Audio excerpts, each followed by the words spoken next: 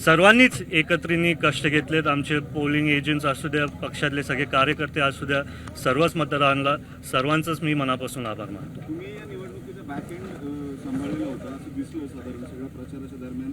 नाही, मी एकट्याने नव्हतं काय केलं. आम्ही प्रिलिम आहे काही नाही, ते बघा, मी तुम्हाला आताच बोललो, ही वेळ तशी नाही बोलायची. मी आधी पण बोलत आलो आहे की 29मध्ये लोकांची आशा आहे. मी सातत्याने बोलत आलो आहे, मी सर्वांसाठी काम करणार आहे. मी आधी बोललो मंगळवारी जनता दरबार घेणार, पण नंतर मी सांगितलं की दर गुरुवारी घेणार, कारण सोमवार मंगळवारी आम्ही तिथं मुंबईत असू. आणि असं काय नाही की 29ची तयारी चालू आहे. मी सारखं बोलत आलो आहे की दादा एक आधार म्हणून होते सर्व बारामतीकरांसाठी, आणि वहिनी जेव्हा मुंबईत असतील, मी पण माझ्या स्वतःनी कष्ट घेऊन सर्वांना तो आधार दिला पाहिजे आणि कामं करायला पाहिजे. दादा, या निवडणुकीमध्ये पाहिलं तर इतर उमेदवार जे होते त्यांचे जे अधूनमधून होते त्यांनी डुप्लिकेट सह्या केल्याचंही काही गोष्टी समोर आलेल्या आहेत.